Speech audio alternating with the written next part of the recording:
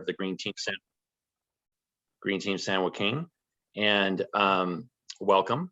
We are here the second Wednesday of every month, and we look forward to our speakers this morning. They are the Certified Unified Pro and CARB, which is the California Air Resources Board. Before we get started, this is also a business academy for regulatory compliance. So we appreciate you being here this morning. I want to remind everybody before we're going to get right into our speakers, but a couple of key points here. Make sure your Zoom is on mute so that, for instance, I have a dog in my room right now and he tends to bark sometimes. So we don't want to hear your dog barking. So make sure your thing is on mute. And then at the end of the presentation, we can have time for questions. You can enter your questions in either the chat room, or you can raise your hand if your screen is on. If your camera is on, you can raise your hand and we'll call on you at that time. I'm going to get to our first speakers. Oh, I just lost everything. Can you hear me? Yep. Yeah, we can hear you. They are John and Elianna Florido, John Alaniz and Elianna Florido from CUPA. Take it away. Thank you. So let me get our presentation up. So share screen. And then let me see, where is it at? Give us 1 second as we pull this up. No problem. I lost everything too, so I'm trying to get it back.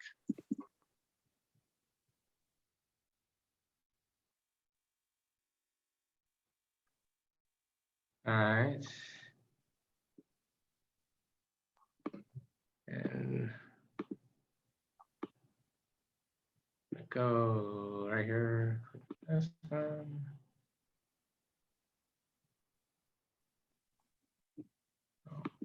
Can you guys see this okay, the slide?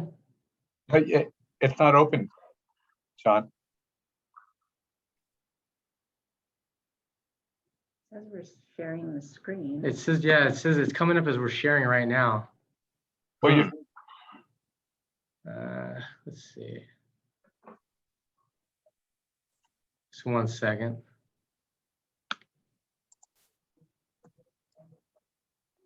Can you see it now? Yeah, can you see it right now? The screen I'm seeing is like your File Explorer screen, 2021 BARC presentation, but not the actual presentation. Let me try. Give me 1 second. So let me try to. I am going to exit out of this. So you see my mouse moving right now, correct? Correct. Yep. All right. So I'm going to click on this.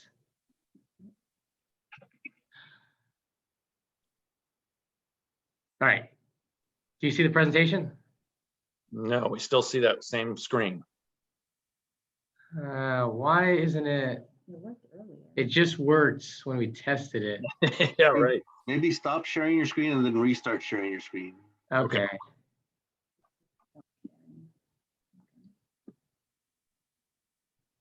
All right, and I'm going to click it again.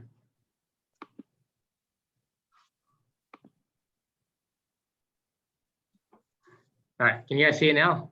Yes. All right, I'm going to go to this. Please let this work. will. All right, do you guys see it? Perfect. You're good to go. Okay, how do you get to that?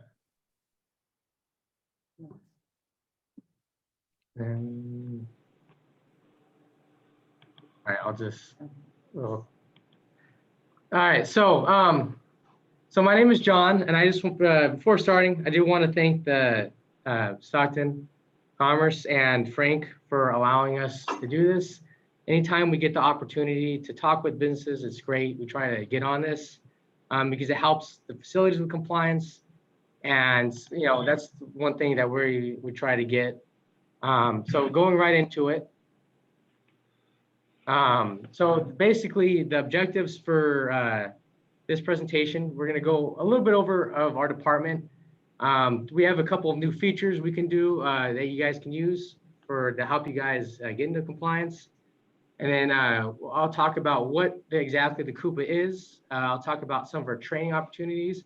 And then we're going to go into what the bulk of the presentation is going to be, which is on common violations that we're seeing across the programs. All right, so our department is, we have a pretty far reach across different programs of the county. So we work with stuff like hazardous waste and hazardous materials and stuff like that. But we also have units that work with food. We inspect dairies. We inspect landfills, pools, you know, taco trucks, well, septics. And so you'll see us across the county as you guys go to different programs, even if it's not your business and it's your personal house. If you have a septic or a well at your house, chances are it's within this county. It's going to be, we're going to be permitted by us, or we're going to have inspected it at one point in time. So one of the newest features that we have is public records. And so basically we have put everything online right now. And so I kind of have a little layout, but if you go to our department, environmental health, on the county page and go to public records, you'll be directed to a link and you can actually put in facility name, street number, and you can find out, you can see all the records that we have on that facility. And this is not only businesses, but anytime there was also stuff like maybe like a well or septic where it's not attached to a business or an address that used to be a business. And so you can actually find out the history of your facility with our department. And if there's any other new information that's going on or stuff like that. So I just want to throw that out there. It's a new feature and it's been pretty good. So who are we? So we're the Certified Unified Program Agency, like I said, and if you see these photos, this is basically the stuff we look at. We do a lot of hazardous waste, above ground storage tanks, underground storage tanks, so gas stations, and we also do the CalARP program. So the CUPA, this is just kind of a little bit of code. We started back in the 90s under Health and Safety Code, Chapter 6.11, and there were they basically took 6 programs for hazardous materials and hazardous waste regulatory programs, and they put it together for consistency. And so, yeah, so but we ourselves are regulated as well under the Cal EPA. And so that's kind of how, so they come and check us out sometimes as well. So I just said that there's a certified program. However, in different counties, how it's regulated is a little different. In some counties, a city could be a CUPA, but over in San Joaquin County, it's just, there's a county CUPA. And like I said, the programs that we regulate are the CalARP, which is the California Accidental Release Program, the above ground storage tank, underground storage tanks, USTs are hazardous waste, and the hazardous material storage, which is basically the business plan. So we also do emergency response. This isn't technically a CUPA program, but it is something that we go out on. And so anytime there's a spill or release, we'll go out to these. And we do that to ensure that it's cleaned up. We're basically like a lead oversight agency. So as you see here, we have in the top left, there's a truck. This is the common when we go to the truck accidents. Usually a saddle tank or something will break, or if there's any hazardous materials on board, that stuff spills out. So we go make sure that's cleaned up. And in the bottom right, you have oil going into a storm drain. And so we'll go out to those as well. And then we'll work with the corresponding agencies to make sure that that it's all cleaned up, essentially.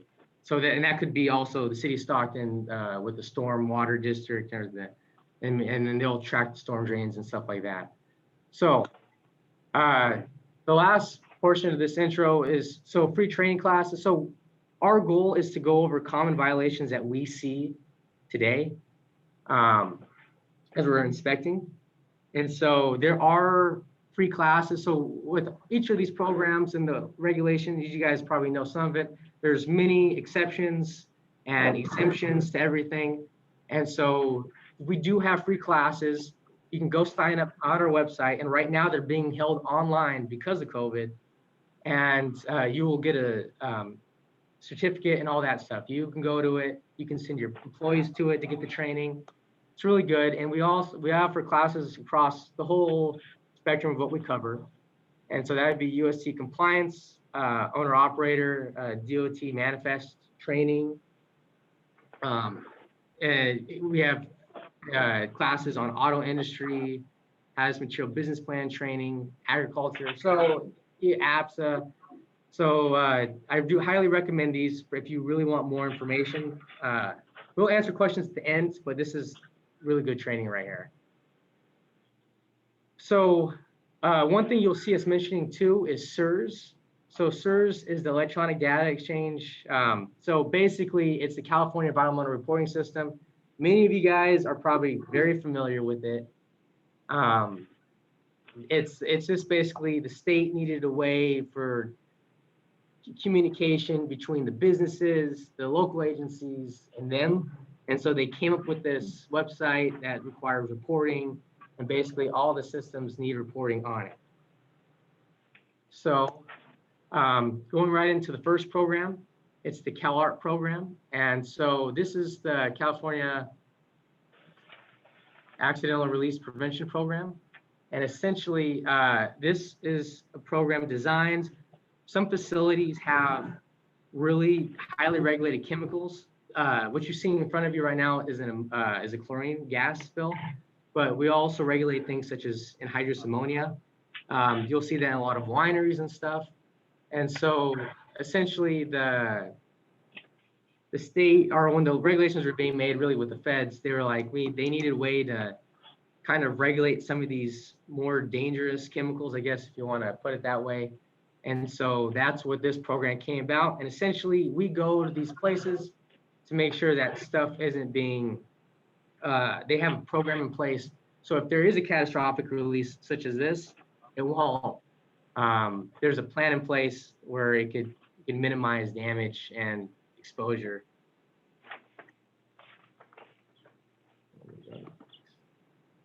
So just going right into it. So common violations that we see for the CalARP is basically the first two is late risk management plan. So the facilities are required to submit it's called the abbreviation of RMP. And so they don't submit it on time to us.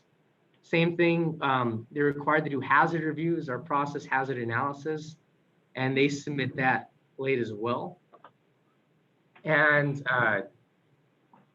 we see that a lot, not just with those two, but with the documents submitted across for this program. Usually facilities, if there's an issue comes up, they're late, and when we come to inspect them, they haven't informed us what was going on. And so that's where usually the problem occurs. After that, we also, so there's an acronym, it's called Recognized and Generally Accepted Good Engineering Practices, otherwise known as RAGGIP. And so another thing we see, and these are basically the standards that facilities need to follow for their chemicals. So if they have ammonia or they have chlorine, there's the Chlorine Institute. And so with each one of these, there's not ways to regulate chlorine within the regulation per se. The regulation just says that the facility needs to follow the standards laid out. And so when we go inspect a facility, there's going to be we're going to check, look at the standards, and then we're going to compare to see how the facility is keeping up with that. So that's one of the big ones that we see. Facilities usually not following what the general standards that have been laid out by some people like the Ammonia Institute or Chlorine Institute. So another one that we see is the Emergency Action Plan. Basically, it's either not being followed or it's out of date. We see this a lot, not just with CalARP, with other programs as well. basically facilities, it's one of those things where there'd be a change in management. Sometimes it goes pretty quick, like there could be a turnover within a short period of time, and they forget about the plan. It's just totally out of date, or they're not following it. Sometimes too, the facility will, because we'll check where the emergency equipment is, like we compare the plan to what the facility is doing. And so the plan will say, oh, we store absorbents, you know, in this area. And then we'll go, and then it turns out they remodeled or they've added equipment, and then the absorbent's not in that area anymore. And so for today, one of the big things is make sure your emergency action plan, or even your contingency plan for the other programs, we'll be going over that a little later, is up to date and that you guys are following it. And then the last one is, like I said, it's another time one. It's just not following up with changes that need to be made for the compliance audit on time. So those are the main things for the CalARP program. Now going into the next program, above ground storage tanks. So usually a lot of facilities have this. It falls under the APSA program, which is Above Ground Petroleum Storage Tank Act. And so some big things at this is just, it's mainly paperwork. You have to report that you have above ground storage tanks in CERS.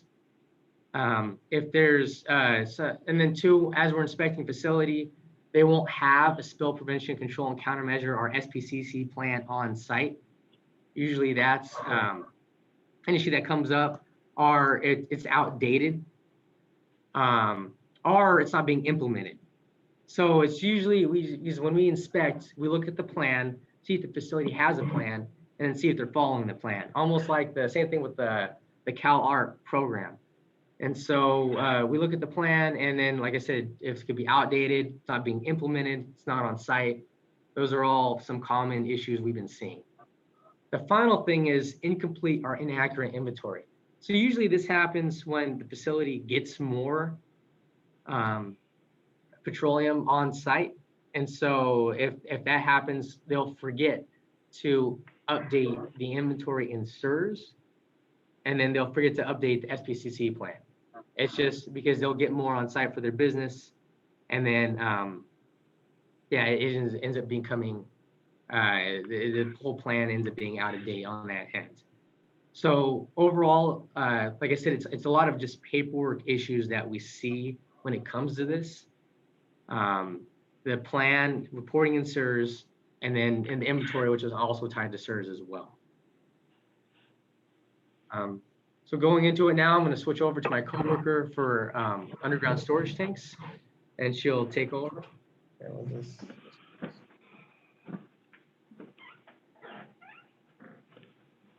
Hello, I'm just going to try to pull up my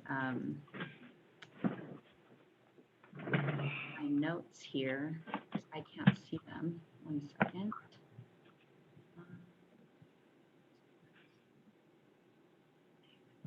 You just press escape. Oh. I got it right here if you want. Okay, yeah, okay. Just 1 second. So my name is Elianna Florido. I'm also a CUPA inspector, and I'll be going over the underground storage tank program, the hazardous waste program, and the hazardous materials business plan program.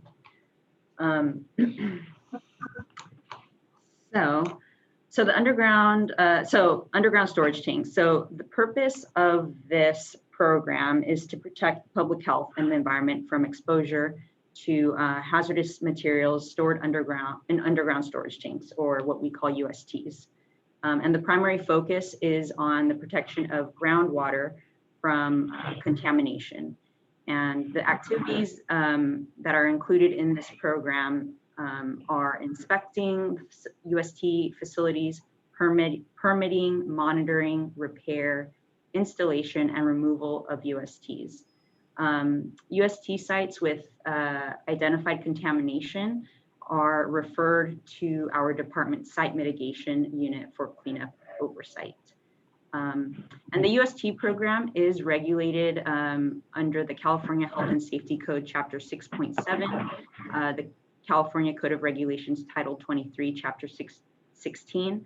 And then with our county, there's additional authority under the San Joaquin County Board of Supervisors resolution.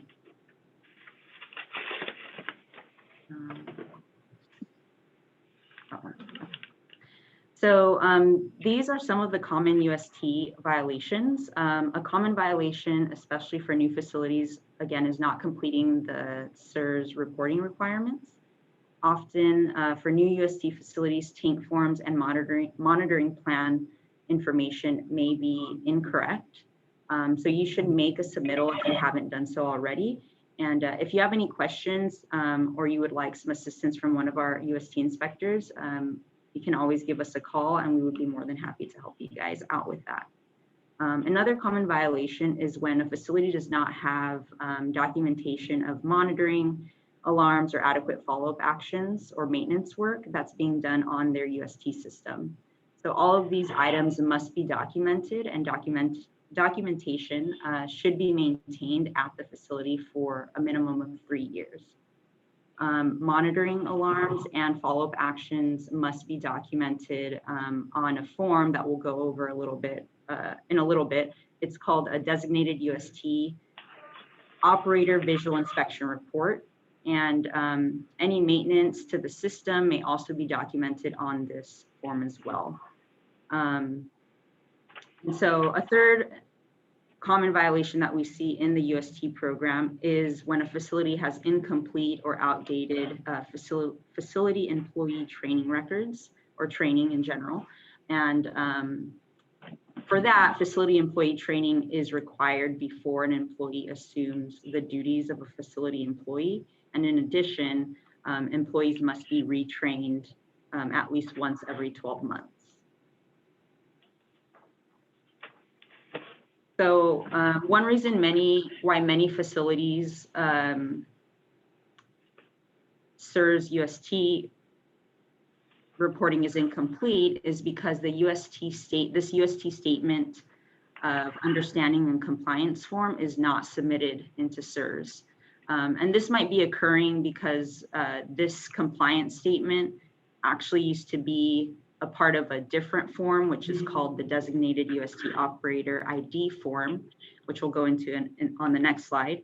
But starting October of 2020, this statement of understanding and compliance and the Designated Operator ID form were updated onto 2 separate forms. So basically 2 forms.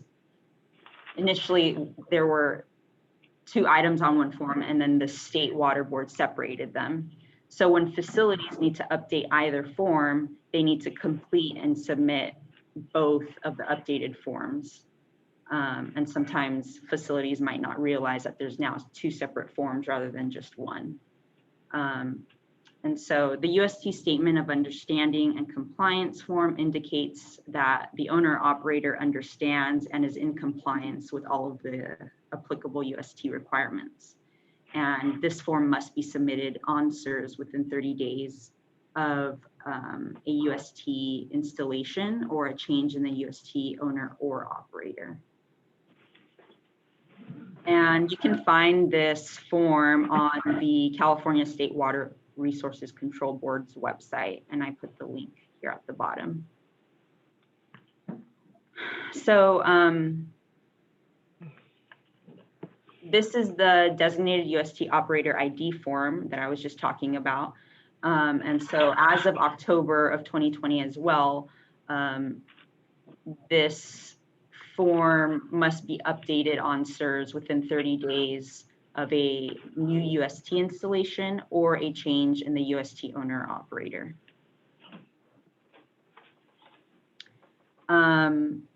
So to avoid the violation regarding not properly documenting monitoring alarms or adequate follow-up actions, facilities need to maintain this form, which is the Designated UST Operator Visual Inspection Report form. And this form is meant to document any alarms from the UST monitoring system and other UST compliance issues that might need to be addressed. And so this form must be completed by the facility's designated UST operator, but it also must be completed. There's a different section on this form for the UST owner or operator to document their follow-up actions to any UST compliance issues. And so the owner or operator of the tanks must keep the last 3 years of these reports on site at their facility. And lastly, regarding the underground storage tank program, in order to avoid the violation regarding inadequate employee training, starting October 1st of 2020, again, the UST facility employee training certificate form must be used to document initial and annual facility employee training provided by the designated UST operators. And so each of these training certificates must be maintained until either one and each individual identified on this form is retrained and identified on a new form, or no longer carries the duties of a facility employee, or 2, more than 12 months has passed since the date of the initial training. Okay, so going on to the next program, hazardous waste. So the purpose of this program is to protect the public health and environment from exposure to hazardous waste by regulation of the businesses and industries that generate hazardous waste. And this is accomplished through, inspection, chemical emergency response, surveillance, and complaint investigation, as well as assistance to industries and enforcement and public education. So the hazardous waste program is regulated under the California Health and Safety Code, Chapter 6.5, Article 9, and the California Code of Regulations, Title 22, Division 4.5. So these are some of the most common violations that we see in the hazardous waste program. The first is not determining if your waste is a hazardous waste. And so basically any person who generates a waste needs to determine if the waste that they have is a hazardous waste as specified in the Title 22 California Code of Regulations.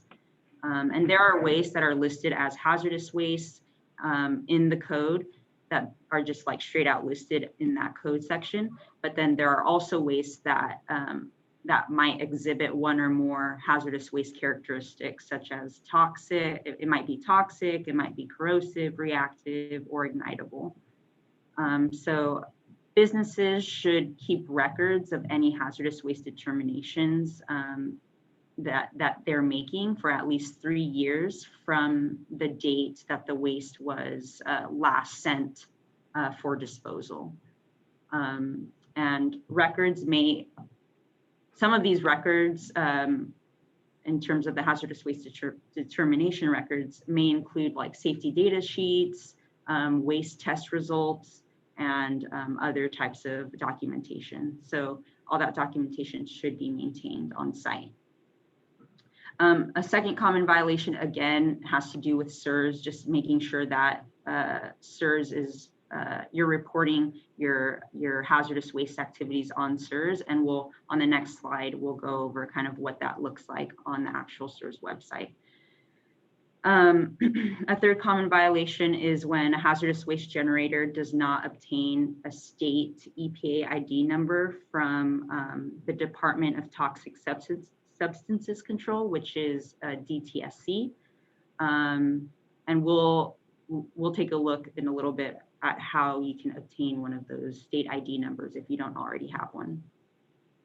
Also, another common violation is missing or incomplete hazardous waste labeling.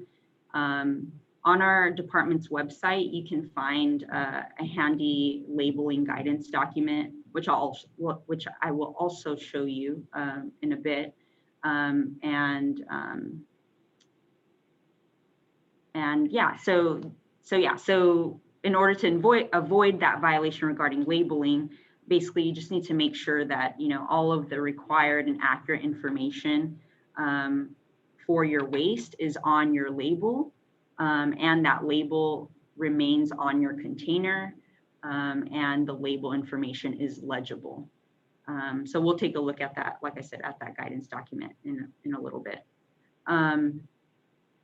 Another very common violation is missing or incomplete disposal records. So there's a lot that goes into disposal records, and we have, like John was saying earlier, we have, you know, a lot of different training opportunities, and one of those training opportunities does talk about the hazardous waste and hazardous waste disposal records. So basically, businesses must be maintaining their disposal records on site for a minimum of 3 years. So yeah, so the next one is regarding incomplete training, employee training. And again, we'll go over some of those training requirements in a bit. And then finally, another really common violation is facilities not having either a modified or consolidated emergency response contingency plan. And we'll go over that document as well. So first, the CERS. So to meet the reporting requirement in CERS, a business must report their hazardous waste activities on the CERS website. And so basically you do this by answering these yes or no questions on the business activities page under the facilities section in CERS. And you're basically asked if your facility generates, treats, or consolidates hazardous waste, as well as some other questions regarding your hazardous waste activities. And again, if you haven't already made a CERS submittal, please make sure to do that. And if you have any questions, feel free to give our department a call and someone can assist you with that. All right, next up is just to kind of go over how to obtain EPA ID number. So in order to get a hazardous waste state ID number, or if you need to reactivate or deactivate an already existing ID number, you will need to complete and submit DTSC's form, which is form 1358. And that can be downloaded at their website, and the link is right up there.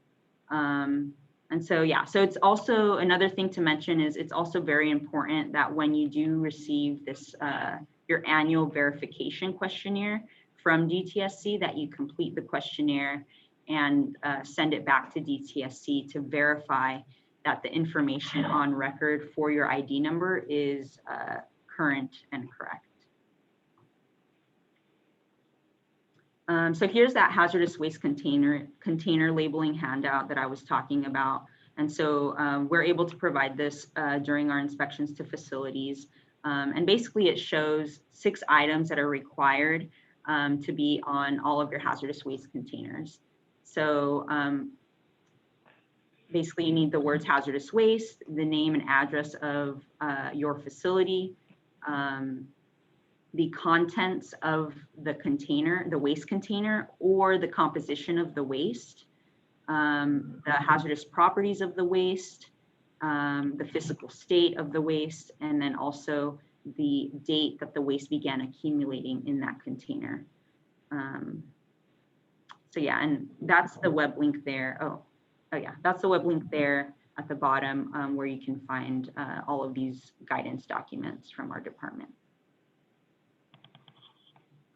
Now just to go over the employee training for the hazardous waste program. So when it comes to employee hazardous waste training, the CUPA looks to make sure that employees have been adequately trained and that the facility is maintaining complete hazardous waste training records on site at the facility. So for small quantity generators that generate less than 5 tons of hazardous waste per year, the facility must ensure that all employees are thoroughly familiar with proper waste handling and emergency procedures. relevant to their responsibilities during normal operations of their facility. And training documentation for small quantity generators is not required.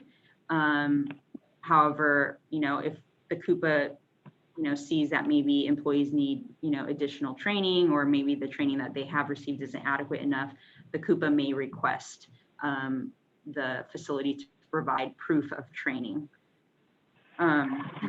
So on the other hand, for large quantity generators, which are facilities that generate waste greater than 5 tons per year, the facility must produce documentation during the inspection that demonstrates employees have complete hazardous waste training. And if you want to, specifically for large quantity generators, there's kind of a lot that goes into the employee training and kind of what the records need to look like. So you can find all that information in the code section. So Title 22, California Code of Regulations, section 66265.16.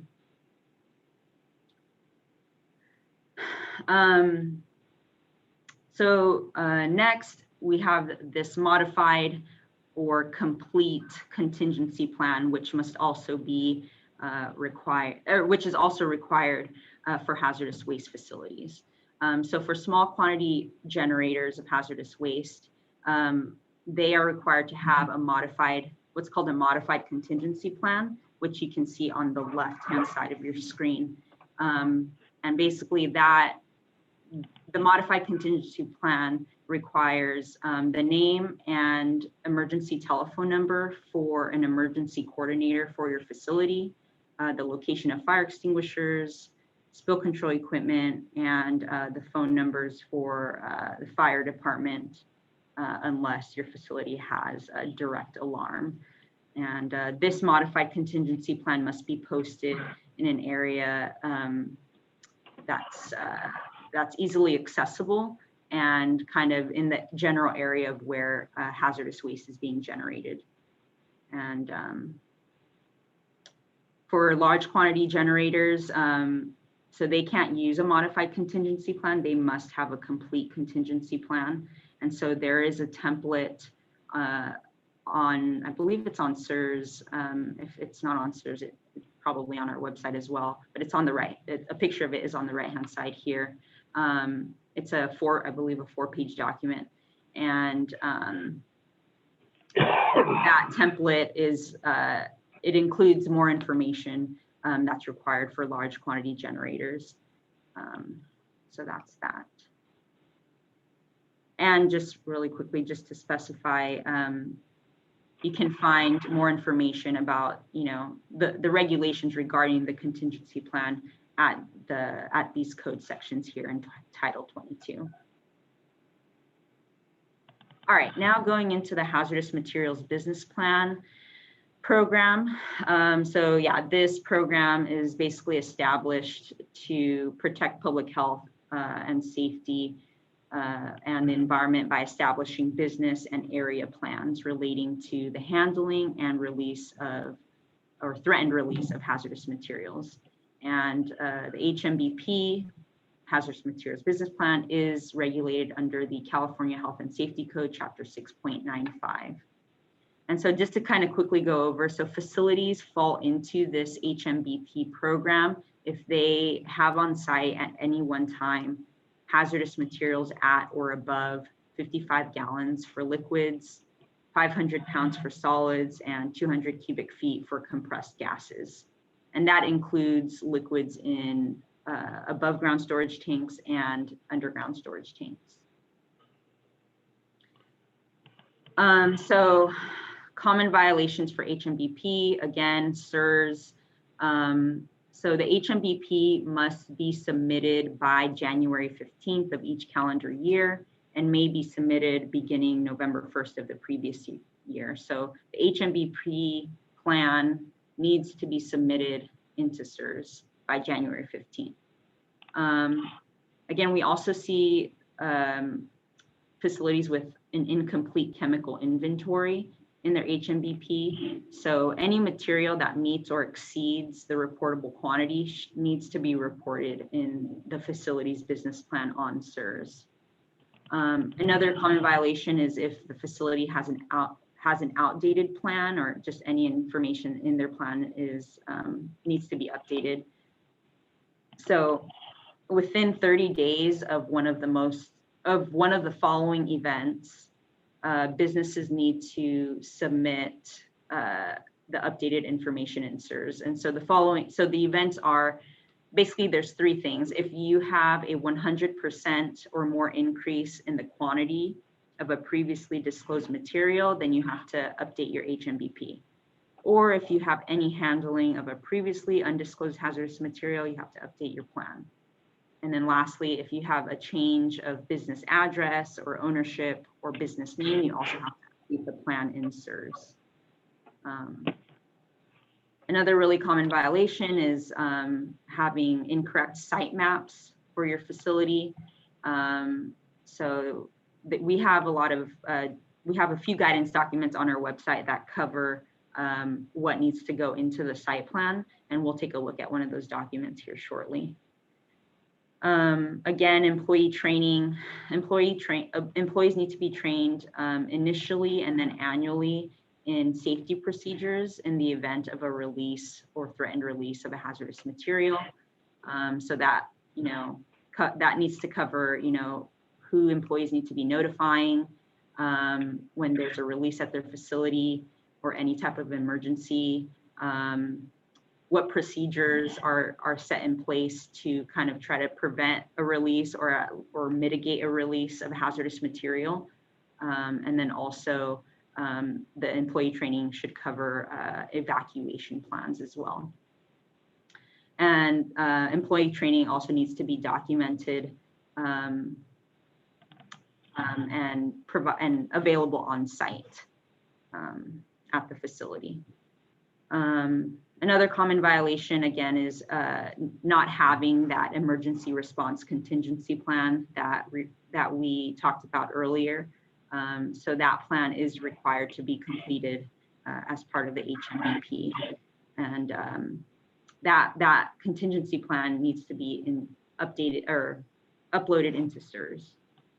And then lastly, the facility, another really common violation is when the facility does not have access to basically all of the above HMBP information while on site. And they can either provide it, electronically. So like if someone on site can access their CERS account to provide the inspector with HMBP submitted on CERS, that is acceptable, or at least have a hard copy of the plan printed and somewhere in a binder.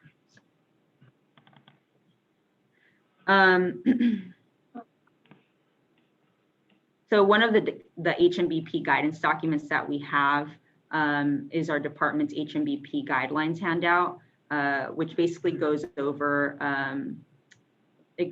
what we look for during our site inspections, what the chemical inventory requirements are, training requirements, and emergency response requirements. So basically everything I kind of just briefly covered is covered a little bit more in depth in this document that we have. And then lastly, this is one of our site map guidance documents. The site map requirements and instructions are explained on this are explained on a separate handout, as well as this template, this site map template. And this site map template you can actually use to draw out your site map, and then you can upload it onto CERS. All right, so now John's going to quickly go over the next slide. Thank you. All right, so we're almost done with the presentation. This is the last thing we wanted to talk about with you guys is the household hazardous waste facility. So if you've never been there, the address is right here, but it's basically near the airport, towards the ends of following airport. If you go down, and so basically it's open to qualifying small businesses. What that basically means is if you generate less than 100 kilograms of hazardous waste a month, which is basically about 220 pounds, then you can call them, make an appointment, and take your waste there. So this is basically it. So the California laws allow for generators to self-haul up to 15 gallons or 125 pounds of their own hazardous waste at one time. And an exception is made for used oil. You may haul 155-gallon drum of used oil at one time, and you can take it here. Now, when you take it here, they're going to give you a little receipt, and then you will keep that for your disposal record for us to take a look at.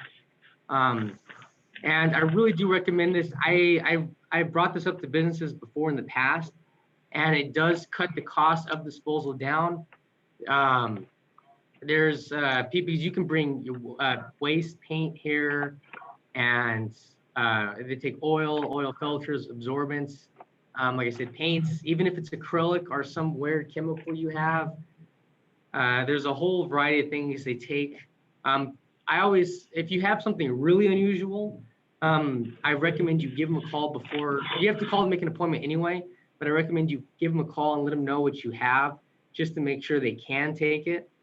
Yeah, so that's the yeah, and then so like I said, they'll give you disposal record, you just keep that, and then that's it for that. So that's the end of our presentation. I would like to thank you guys again for joining and listening to us. And so if you guys have any questions, we're here, we can answer them. I don't know, Frank, if there's time for that. So first of all, I appreciate your presentation. This is the time to ask questions. If you can raise your hand or put one in the chat room. Let me see if I can do this. I don't see a question yet, but this is an opportunity to ask John or Elianna a question. Sure. Frank, is that your hand up? Yes, I have two very quick questions. Okay. It appears that about 85% of all violations are basically a paper trail, right? Documentation. Yeah. So of the 15% that are like hard violations, do you give a time period for those businesses to get back into compliance before you hit them with a fine? Yeah, so great question. So yes, so once again, it depends on the program, but for the majority, for the hazardous waste and hazardous material business plan, the big ones that a lot of people are in, and including the above ground storage tanks, we give them 30 days when they receive the full inspection report. So after the 30 days, so you bought the fine. We don't necessarily we don't write like a ticket for a violation per se when we go inspect. Now in the law, there are fines associated with a violation. So if a case were to go to the DA, for example, or if it were to go to enforcement, then those fines can come out. But if I go to a facility and I see that your label isn't complete or something, right, and you get like a violation for that, then I don't issue a ticket right there saying, okay, that's $50. It's only the fines are come out through that. All right, they only come out when it goes to enforcement. In fact, even the inspection is paid for through your permit fees. And so, continuing on, once you get the full inspection report, you have 30 days to return to compliance. Now, if you don't, and you just completely ignore the report, we do charge for our time, but that's associated with cost recovery. And right now that cost is at $152 an hour. So yeah. So you are you're self-funding through the permits and whatnot, funds your operation, correct? That is correct. So the majority of our funding comes from the permit fees. That's where it funds inspections and everything. And yeah, through cost recovery such as that. And or fines. Yes, exactly. Yeah, yep. That all comes into our cost. We are funded a little bit by the county as well for because there's some activities we do that are non-recovery, I guess, if you put it like that. All right. Last question, UST training. you said you need at least 3 years of documentation. Would that be paper or electronic that you need to have on site? So the facility employing training certificate, that was, I had a picture of it on the slide. Right. That is what needs to be completed and maintained on site. Yeah, correct? yeah, it needs to be maintained on site.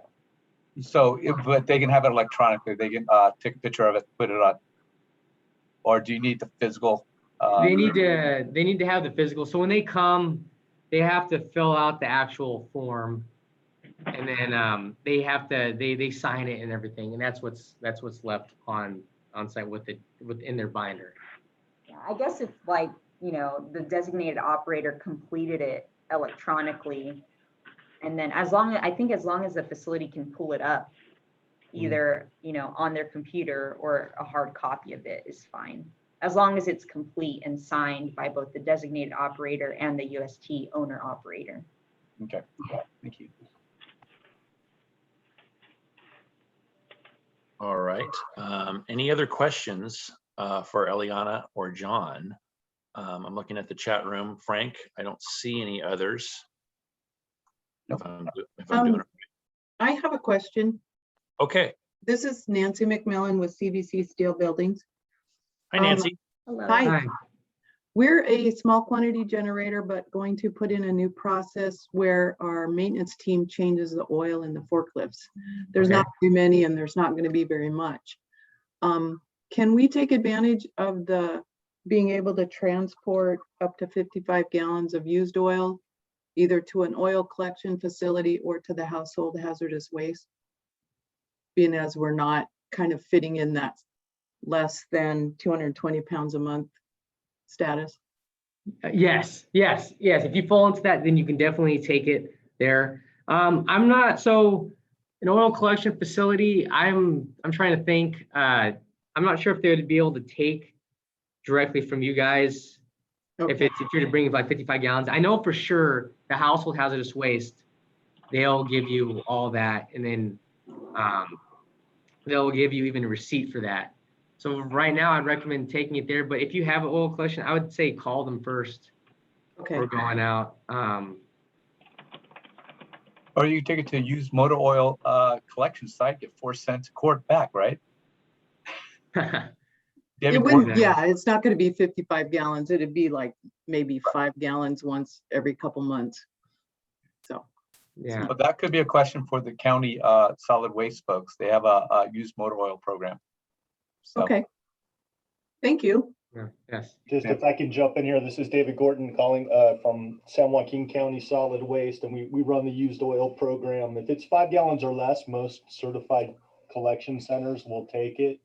You might want to just call them ahead and find out. And just to further environmental health point too, the county's household hazardous waste facility is the best deal in town for small businesses that qualify. We charge you a $20 fee to set up an appointment, and then we charge you for whatever materials you bring to us. We charge you the same as it costs us to dispose of it. So it's a really good program. Used oil might be an exception because you'll have to pay us $20. We'll take it for free, but you might be able to take a small quantity like that to a used oil collection center, and they'll just take it off your hands for free if it's under 5 gallons. But I would call a location that's near you and see what they say. But generally, it's pretty easy to dispose of. yeah, I think the Pro 10s and the Jiffy Lubes are all certified to take it back. So, Okay, perfect. Thanks. open. Oh, I'm just gonna add one more thing. So for disposal records, if you do take it and they don't give you like a receipt or anything, it's really recommended that you guys keep a chart, because there are some facilities have maintenance done on their forklifts, and then they'll come and take the oil with them back or stuff like that. So it's really a good idea sometimes too, that if you take it and they don't give you a receipt, and it's not a facility that normally would, to write it down or just keep like a little log showing like that look, we're generating this waste, but this is how it's being handled. It shows like tracking, and that it's not just disappearing. Very good. Any further questions? Now's your chance. Well, you have each of their emails, so I'm sure they'll be more than happy to accept any questions you may have. Yeah. Send us an email if you have a question, and we'll be glad to answer it. No problem. Great idea, Frank. Thank you, Elianna and John. Round of applause virtually for a fantastic presentation. Yes. Thank you so much for your time. Thank you Yes. for having us. Yes. Thank you. Thank you very much. All right. You're Frank, welcome to stay on for the rest of the meeting, though. Sounds good. Thank you. All right. Frank, do you have anything to say before I introduce? Let's get into CARB. Okay, California Air Resources Board, otherwise known as CARB. There are 3 speakers, and they are Beth White, Jerry Baruman, and Paul Anejo. Sorry about that. I didn't practice those names. You can correct me as you speak. I've seen that all 3 of you were on, so take it away. Elianna, can you take your screen off? Or John? Oop, hope they didn't leave. Did they leave? Yeah. Oh, there you go. Oh, here we go. Thank you. Thank you very much. Good morning. My name is Beth White. I'm with the California Air Resources Board, and Thank you, I'm going to Beth. try and share my screen right now. So hang on just a second. Thank you for being here, Beth. Appreciate it. Oh, it says that you've disabled participant screen sharing. So that means I will stand by. I got you as a co-host. okay. That has to be Frank's fault. You're the co-host Of with the most. course. It's right now. Okay.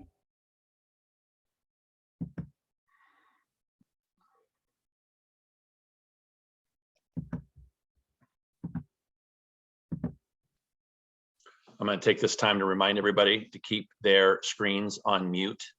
If you think of a question during the presentation, go ahead and throw it in the chat room, and we'll get to that question when their presentation is done. All right. Thank you very much. Can you see it okay now? Yes. Yep. Great. So really quickly, I've been with the California Air Resources Board for quite a while and overseeing the implementation of the truck and bus and solid waste collection vehicle regulations for over 10 years. And as some of you know, the solid waste collection vehicle regulation now includes heavy cranes as well. I am transitioning right now into zero emission vehicle infrastructure. But I still am very involved in these different programs and definitely present regularly on them, and certainly appreciate the opportunity to do that today. And once I will actually be giving the entire presentation. However, at the end, Paul or Jerry, maybe even Andre, I'm not sure, will handle some of the Q&A. I'll definitely handle anything truck and bus, but we'll probably leave the rest up to them. So onward and upward here. Well, let me just take a moment and thank Judy, your ombudsman, for helping us set this up today. She's a class act up there, and she's a dear friend, but also she really knows how to work with the business community. So yes, we're very lucky to have her. So I'll run through the 4 topics that I understood were what you wanted to have covered today. A couple of these slides I received yesterday, so if I stumble around a little bit, my apologies in advance. So I'll cover truck and bus, certainly the advanced clean trucks regulation, and then the advanced clean fleets regulation that we're in the process of developing, and then of course heavy duty I&M regulation. So compliance options currently, if you comply with the model year schedule, which is the engine model year schedule, in the regulation, there is no reporting requirement, so you do not have to report in truckers. This requires a 2010 or newer model year engine by certain deadlines. Certainly the PM filter phase in has passed. And so what we're left with right now in this final replacement phase of the regulation is that the engine or the vehicle needs to be upgraded to a 2010 or newer. And so the remaining deadlines for the heavier vehicles, which is the over 26,000 pounds GVWR for the 05 to 06 model year engines, that will be at the end of this year. And at the end of next year, all light and heavy diesel vehicles that have pre-2010 engines will need to be upgraded to 2010 or newer. The remaining flexibility options that we have left in the regulation, which are minimal at this point, is the NOx exempt area provision. And that limits the vehicle's use to certain areas, requires that the vehicle have a PM filter installed prior to the replacement deadline, and labels on the doors. The low use option, also available still, is an annual opt-in, and every year that you plan to use that, you need to go in, opt in to that for the current compliance year, report your odometer readings and the date you read the reading, as close to January 1 of that compliance year as possible. And I will touch on late reporting later. If you did not avail yourselves of these flexibility options in a timely fashion, I'll brush over that, but certainly we'll be happy to answer detailed questions about those options.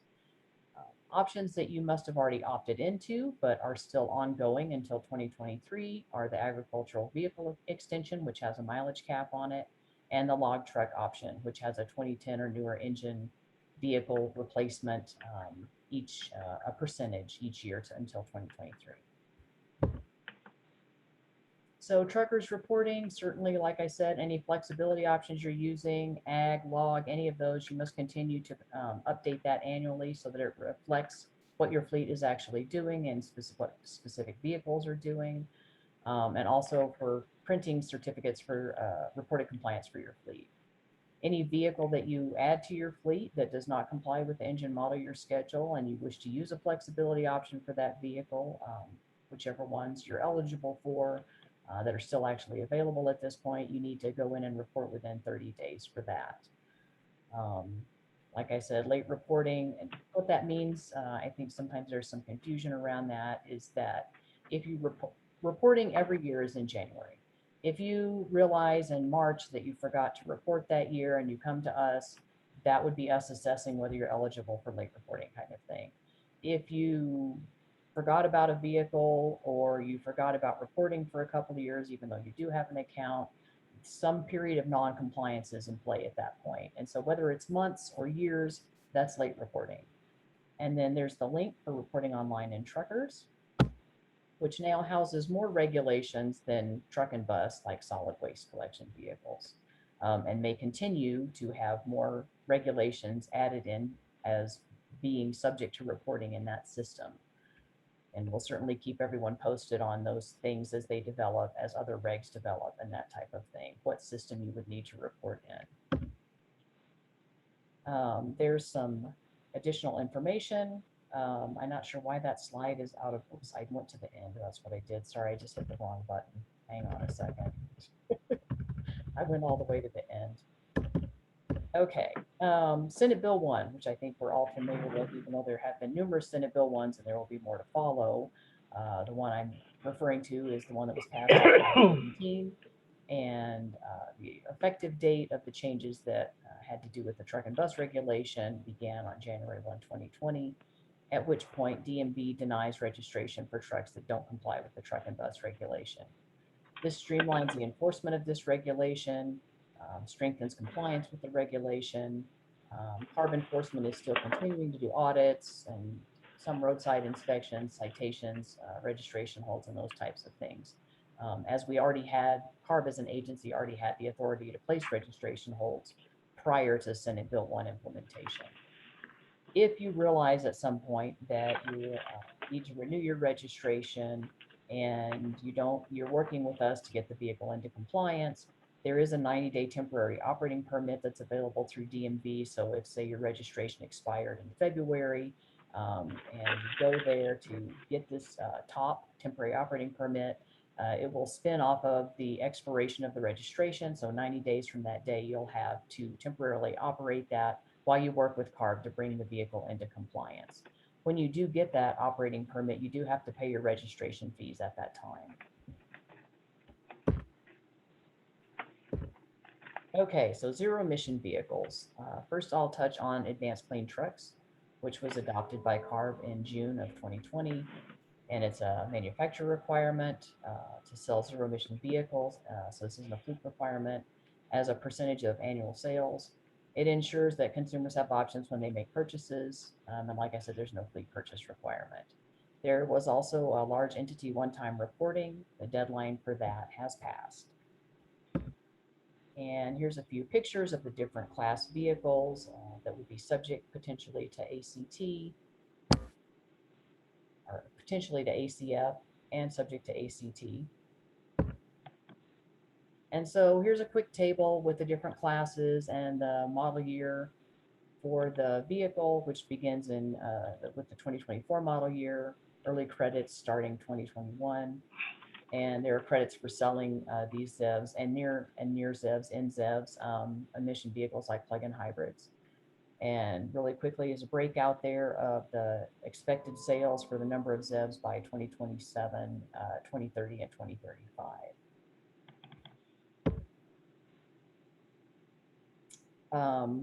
The proposed advanced clean fleets regulation, sorry, the bar for the meeting is across the top on the title here. So sometimes I'm stumbling over the title a little bit, so apologies for that. It's a transition for certain fleets to zero emission trucks and buses from 2023 to 2045. It's broken out in several pieces at this point as we develop this regulation. High priority private and federal fleets. There's a phase-in ZEV milestone targets for fleets with 50 plus trucks and businesses with 50 million plus in revenue. There's also the public fleets, which have a ZEV purchase requirement with percentages and, with a 50% from 2024 to 2026, and then 100% 2027 and beyond. And for drayage trucks, treated separately as well. Existing trucks continue until the end of their useful life, so there's no issues there. But new registrations starting in 2023 must be ZEV. And the board consideration for the ACF reg will be and is slated for December of this year and should happen at that point. Senate Bill 210, which has to do with heavy duty vehicle inspection and maintenance program development, and directs CARB to develop and implement a comprehensive HD-I&M program, periodic testing requirements for onboard diagnostic and non-OBD vehicles. The new enforcement mechanisms will include the network of roadside emissions monitoring systems, the compliance certificate / link to California DMV registration. So the system that we used to have, I guess, in layman's terms, have the DMV database and the CARB database talk to each other, or at least relay information to each other, has been expanded to accommodate other regulations and other Senate bill mandates and Assembly bill mandates, as it were, as well. And so this expanded system would also be used for SB 210. Also, heavy duty I&M approved testers, enhanced roadside presence with multi-agency coordination, and then freight contractor and facility requirements. And the implementation phase in for this is slated to start in 2023. So for the proposed program phase-in approach, we're looking at a first phase that begins January 1, 2023, includes high emitter vehicle screening and vehicle owners establishing accounts in the database by July 1 of 2023. At which point the second phase would commence and enforcement of compliance certificate would begin, and DMV registration holds for California registered vehicles that are non-compliant would also begin. January 1, 2024, third phase starts, and that's the periodic testing. There's more details on these, but as questions come up at the end of the presentation, I'll let staff that are more expert in that answer those questions. For next steps, we have additional work group meetings and workshops throughout this summer, and the SB 210 pilot program results and draft report should be released. The next revision of the draft proposed regulatory text being released, and any additional public meetings that are needed. The staff report proposed regulation released for official public comment would be in October of 2021 to allow 45-day public comment period, and the board hearing is slated for December 9 to 10 of this year. And here's some good information for how to contact your local air district. Even though there's decreased surplus opportunities for the truck and bus regulation, there are certainly still opportunities there, especially if you're going into some kind of advanced technology, near zero emission type of truck or bus. Loans are still available to small business non-compliant fleets. so they don't have to meet the surplus requirement. And other funding information is available at the link below there, which has a really great funding flow chart. And within the funding flow chart are links to the specific programs as you follow through and say, yes, I meet this criteria. No, I don't meet that criteria. Okay, here's the link for that program kind of thing. It's a great flow chart. And for each of the 4 regulations I just covered, here are the program pages and then some truck and bus contact info, the hotline, and the email, associated email for that. I think that is it.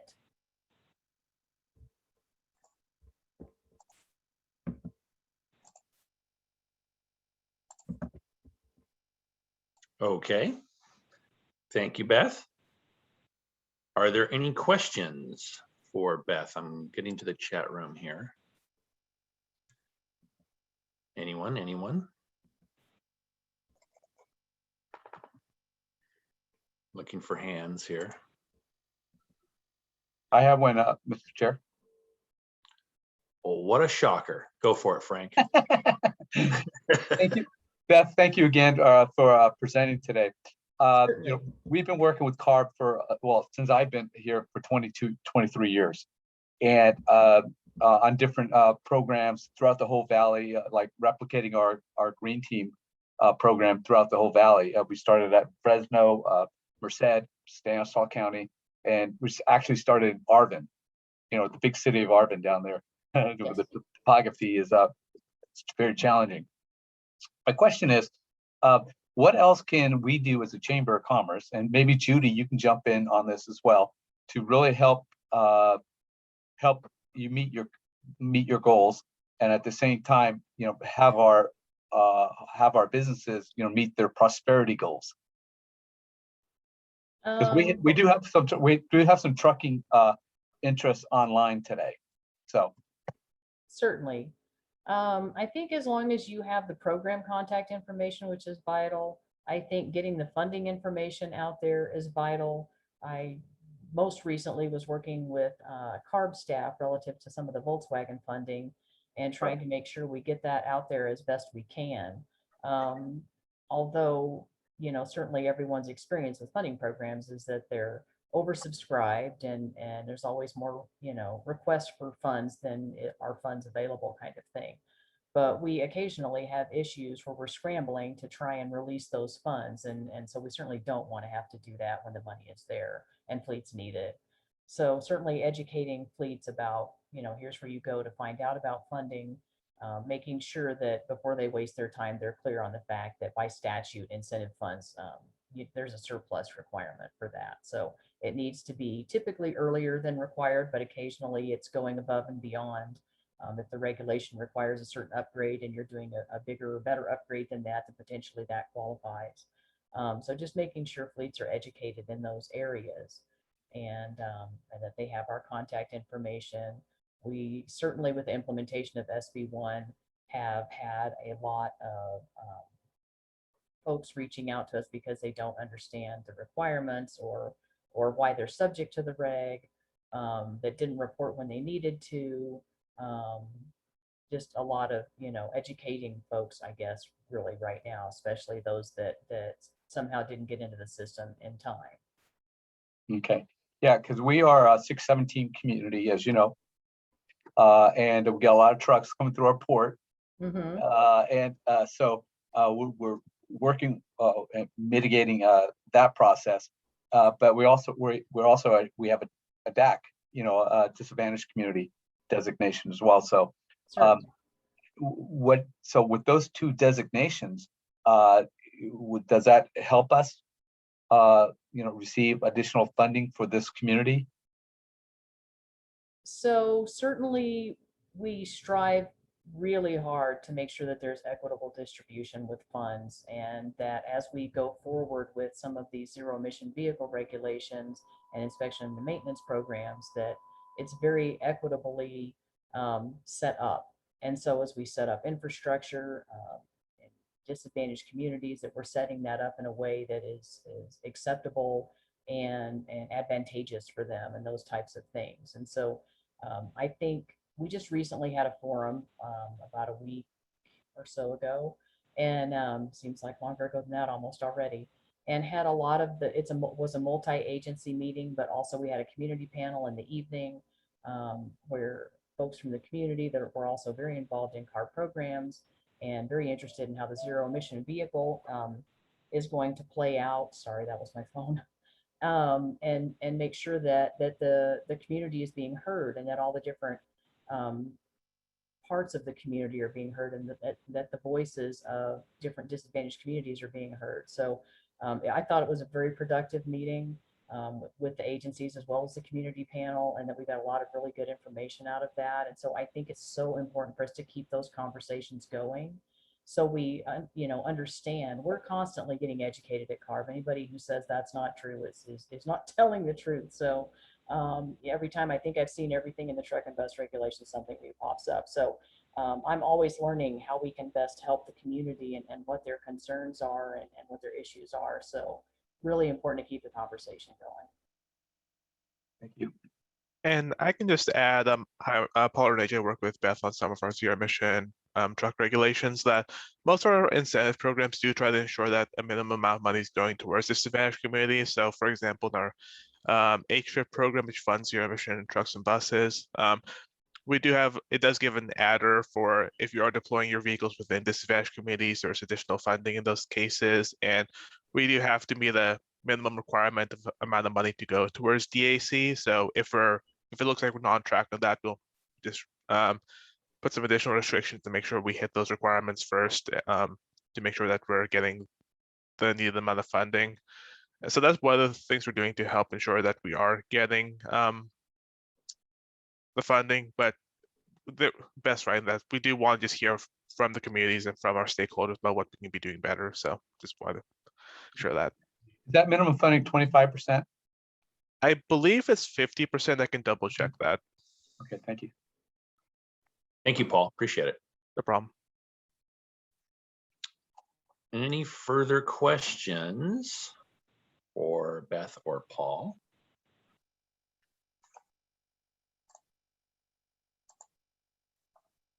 Nope, I don't see any.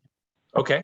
Well, with that, I want to thank Beth very much. Appreciate that for that presentation and taking the time to join us this morning. We really appreciate that. Keep in mind, we're here every second Wednesday of the month. So we appreciate your attendance through Zoom and hopefully someday soon in person. Yeah.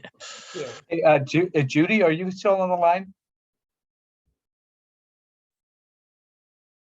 Judy. Yes, I am, Frank. Hey, do you have anything to add? Not at this point, no. Okay. Well, thank you again for helping us set this up today. No, you bet. Thank you, Judy. Frank, I think it's time for subcommittee reports. What do you think? Sounds good, Mr. Chair. Okay, just very quickly, the Green Business Certification, that's through the California Green Business Network. The Chamber administers the one here in San Joaquin County. We're going to be certifying two more businesses in the next week. So if your company would like to get green certified, just give us a call here at the Chamber. 993-4409 is my satellite number, area code 209, and we can start facilitating that process.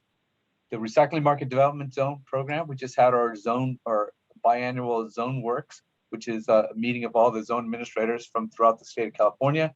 And we're working very closely with the director of CalRecycle, Rachel Wegener, to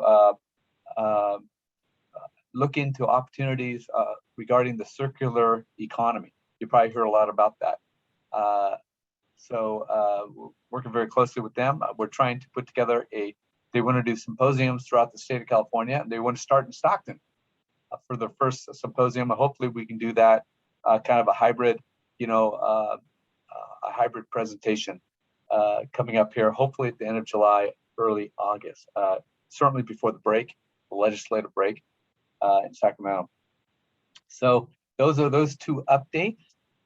We have our next Green Team meeting is going to be the second Wednesday in July. Thank you again for mentioning that earlier. Let me see, let me get a date for you here so you guys can put it on your calendars right now. That'd be the 14th. 14th. Okay. 14th of July. So that's all I have for that. You had the CUPA update already. Mary Jo, I don't think is on the line. I haven't seen her name, but I think all this what we talked about. I'd like to encourage everyone to attend our fresh meeting tomorrow, where we have a up-to-date COVID presentation from the OES, from the Deputy Director Sheila Lima.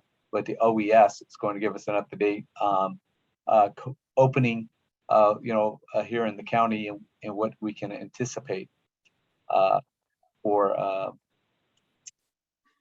our county as it opens after June 15th.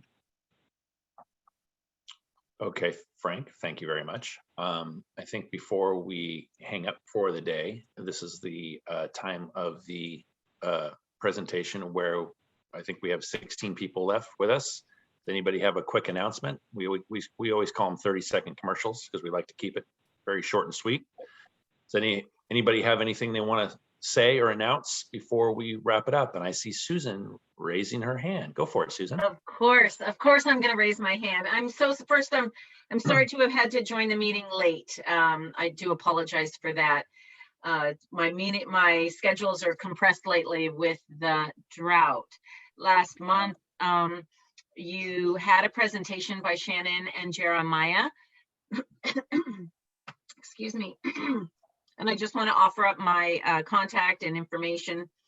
If anybody needs help navigating our rebate programs or wants to just talk about water conservation, why don't you give me a call? I'm so happy to connect with anybody on that. So I'll put my name and number again in the chat. But again, water conservation, I'm hoping that everyone keeps it on top of mind as we go forward into this dry, hot summer. Yes, there's already fires starting around the area. I had one in my area yesterday. It's going to be an interesting dry. Yeah, but we've got water conservation programs to help people save water on their properties or in their work facilities. And so I think that the that the presentation went really well last month. Is that correct? Yes. Okay, I was on vacation. Otherwise, I would have been here. I would have done it for you, but I had a wonderful vacation, so I needed Well, that's good. That's nice to hear. So that's what I've got. Thank you for your time. I really appreciate that opportunity. Thank you for attending. We always appreciate that. Okay, anyone else with a quick announcement or comment? I will say that I'm looking over the agenda, and Frank and the chamber are always so good at providing us with an agenda for the presentations. And I noticed at the very bottom, it said in all caps, so it's very loud. It says, if you would like to add something to the agenda, please email frankfarrell@stocktonschamber.org.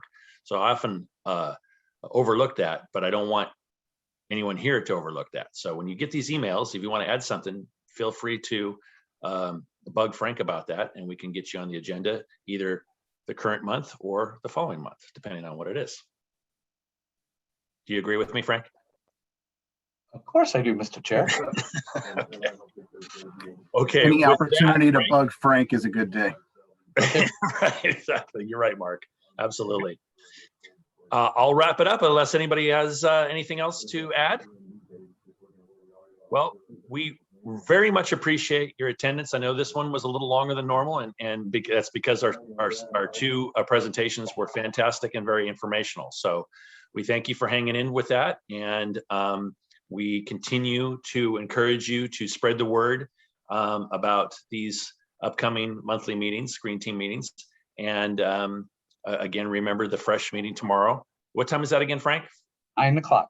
9 o'clock tomorrow for the fresh meeting. And with that, I'm going to thank everybody one last time and remind you. Oh, wait, we have somebody just put something in the chat for you. Oh, okay, hold on. Let me get there. Oh, I don't have it, Frank. Something's going wrong. I don't have it. Help me out. Okay. Well, someone asked if there were subcommittee reports, and yeah, I just briefly went through them. Okay. Do you have something to add? I see him now. Sorry, it was a different thing. Okay. Yeah, we just went through them very briefly. Yep, we did. And then Frank, on that note, based on that question, this entire thing has been recorded, correct? It still is. And then and how does somebody want to view that? I will email it out to people, Fantastic. or you can go to our website. So Very good information. thank you. Okay. With that, thank you again very much. We look forward to seeing you tomorrow. And Victor, you have something to say real quick? Or are you just saying goodbye? I was just saying goodbye. Thank you all the presenters, good info. And it was good to have something from the CARB folks too. As of about a year ago, I wasn't really familiar with CARB. And then I went through a smog test and was told I needed a CARB sticker. So I learned something about a year ago and learned an awful lot this morning. Everyone have a great day. Well, that's nice to hear. Thank you, Victor. Appreciate that. Appreciate that very much. Okay, thank you very much. Have a great rest of the day, rest of the month, and stay safe and enjoy this nice weather today. Take care.